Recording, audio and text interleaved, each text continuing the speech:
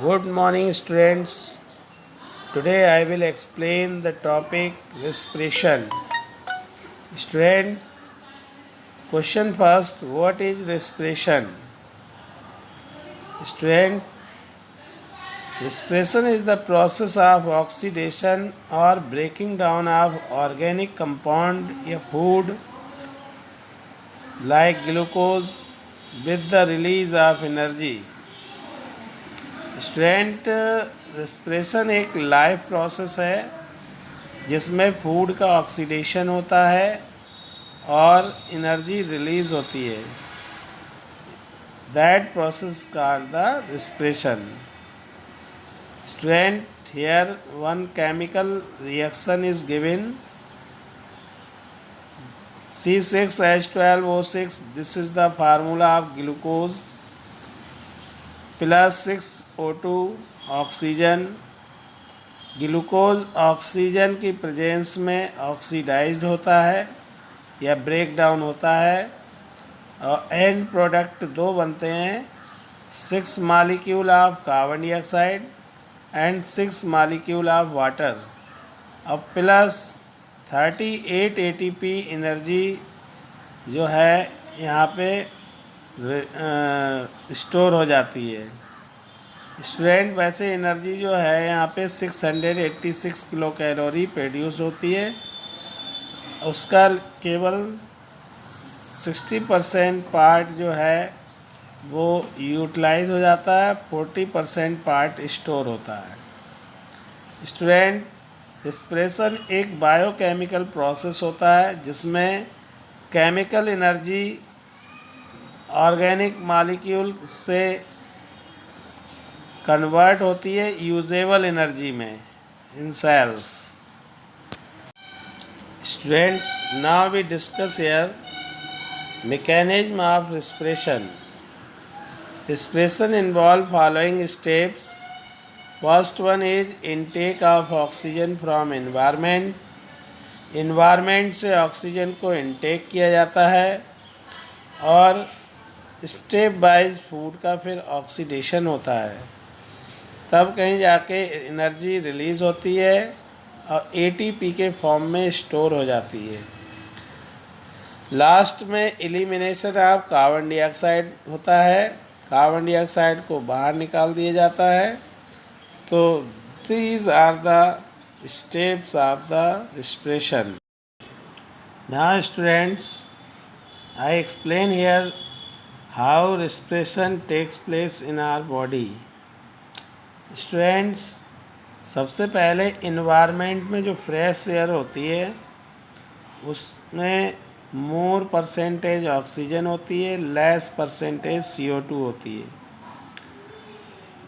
इस fresh air को lungs के द्वारा इनहेल किया जाता है और जब लंग्स में ये फ्रेश एयर पहुंच जाती है तो वहाँ पर डिफ्यूजन प्रोसेस से ऑक्सीजन ब्लड में मिक्स हो जाती है और हीमोग्लोबिन ब्लड में जो होता है RBC के अंदर वो ऑक्सीजन को कैरी कर लेता है और ये ब्लड जो है ऑक्सीजनेटेड ब्लड बन जाता है.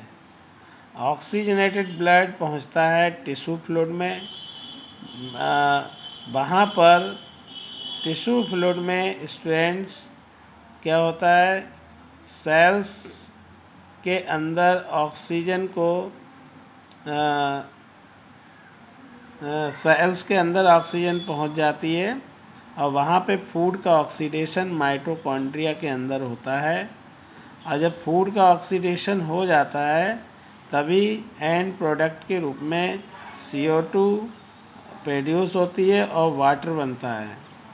स्टूडेंट, ये CO2 को ब्लड कैरी करने के बाद CO2 टिश्यू फ्लूइड में आ जाती है और टिश्यू फ्लूइड से CO2 को ब्लड कैरी कर लेता है. डिफ्यूजन प्रोसेस से ये CO2 ब्लड में मिक्स हो जाती है, तभी ब्लड डीऑक्सीजनेटेड ब्लड बन जाता है.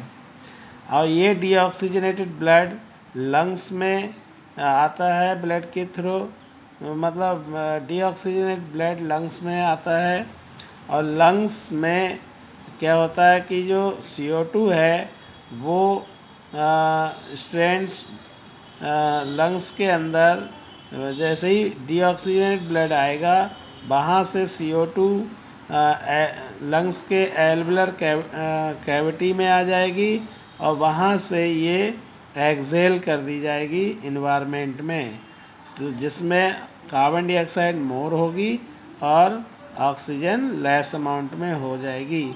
तो इस टाइप से आप समझ सकते हैं, you can understand this process कि इनटेक ऑफ ऑक्सीजन होता है रिस्पिरेशन में और स्टूडेंट्स कार्बन डाइऑक्साइड का एक्सहेलेशन होगा और ऑक्सीजन का इनहेलेशन होता है और फूड से एनर्जी रिलीज होती है सेल के अंदर। तो student this is the process of the respiration. So I hope that you have understood this process. Now student, next question arises here, what is the need of respiration? Respiration क्यों होता है? So students, as you know that when glucose molecule oxidize in presence of oxygen, then end product CO2 and water are formed and lot of energy is released. एक glucose के molecule से 686 kilo calorie energy release होती है। ये energy का कुछ part adenosine triphosphate जिसे ATP कहते हैं उसके फॉर्म में स्टोर हो जाती है। बाद में ये एनर्जी का यूटिलाइजेशन मसल के कॉन्ट्रैक्शन, लोकोमोशन और मूवमेंट में, होम्योथर्मी में, सेल डिवीजन में, ग्रोथ में, रिप्रोडक्शन में, डेवलपमेंट में, एक्टिव ट्रांसपोर्ट में और बायोल्यूमिनेसेंस में होता है। तो स्टूडेंट, अगर ये रिस्पिरेशन प्रोसेस ना हो तो एनर्जी रिलीज नहीं होगी फूड से और ना ही फूड का ऑक्सीडेशन होगा और ये जो आप देख रहे हैं जो बहुत से लाइफ प्रोसेस बॉडी के अंदर टेक्स प्लेस होते हैं वो भी नहीं हो पाएंगे।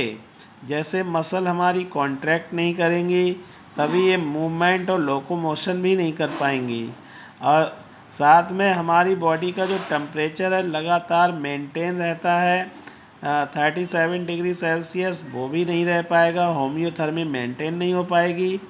सेल डिवीजन, सेल डिवाइड नहीं कर पाएंगी क्योंकि सेल डिवीजन के लिए भी एनर्जी चाहिए और ग्रोथ बॉडी की जब ही होगी जब सेल डिवीजन होगा, तो ग्रोथ भी नहीं हो पाएगी। रिप्रोडक्शन भी नहीं हो पाएगा क्योंकि वहाँ पे भी एनर्जी की रिक्वायरमेंट होती है। डेवलपमेंट बॉडी में कहीं पे अगर टूट फूट हो जाए तो वहाँ पे डेवलपमेंट और रिपेयरमेंट नहीं हो पाएगा। एक्टिव ट्रांसपोर्ट, एक सेल से दूसरे सेल में मटेरियल जब जाता है तो वहाँ पे भी कुछ जगह पे एनर्जी की रिक्वायरमेंट होती है, तो वो भी नहीं हो पाएगा। और बॉडी में जो बायोल्यूमिनेसेंस है, चमक जो होती है किसी भी लिविंग बीइंग के अंदर, वो भी बिना एनर्जी के नहीं प्रोड्यूस हो पाएगी। तो in this way you can say that in process को होने के लिए रिस्पिरेशन का होना बहुत ज़रूरी है। तो this is the need of respiration. I hope that you have understood what is the need of respiration. Thank you. Now students, I will explain one activity. Aim of the activity is that here to show that CO2 is produced during respiration or to compare the amount of CO2 in fresh air and exhaled air, that is breathe out. Students, CO2 respiration के दौरान produce होती है, ये show करना है। क्या procedure इसका होगा स्टूडेंट्स और किन किन चीज़ों की रिक्वायरमेंट होगी? तो स्टूडेंट, यहाँ पर सबसे पहले एक टेस्ट ट्यूब की रिक्वायरमेंट होगी, लाइम वाटर में की रिक्वायरमेंट होगी और एक रबर ट्यूब की रिक्वायरमेंट होगी और 1 पिचकारी की रिक्वायरमेंट होगी। तो student these things are required. Now procedure क्या है स्टूडेंट्स? सबसे पहले 2 टेस्ट ट्यूब लेना है, जिस पे एक पे लेवल ए लगाना है, दूसरे पे बी, और इनका लगभग 3/4 पार्ट जो है वो लाइम वाटर से फिल कर देना है। फिर इसका माउथ जो है वो क्लोज कर देंगे टेस्ट ट्यूब का विद कॉर्क, जिसमें एक पतला सा होल होना चाहिए कॉर्क में, और उससे क्लोज कर देना है। फिर स्टूडेंट्स एक सिरिंज या पिचकारी इसमें इंसर्ट करना है टेस्ट ट्यूब ए में।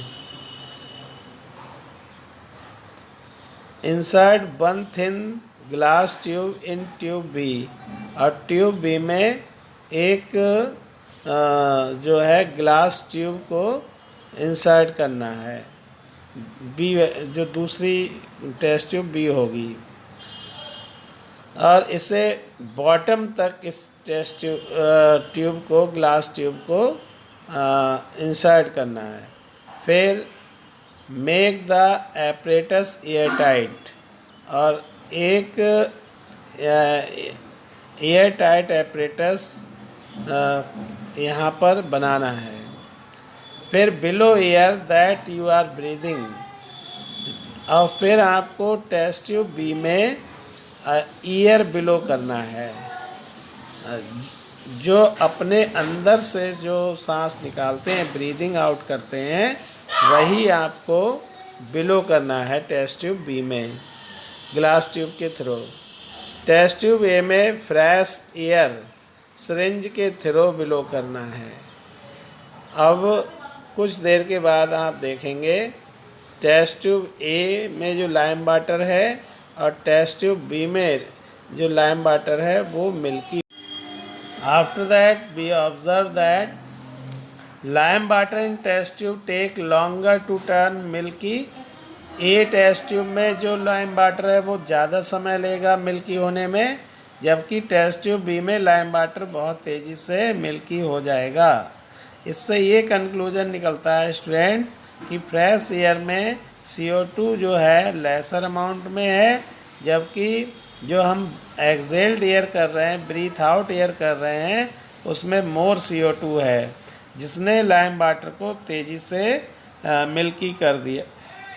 तो स्टूडेंट्स इससे ये रिजल्ट निकलता है कि CO2 इज़ ब्रीथ आउट या exhaled out from our body students. And one more result air कि CO2 का परसेंटेज जो होता है एक्सेल्ड एयर में ज़्यादा होता है in comparison of fresh air.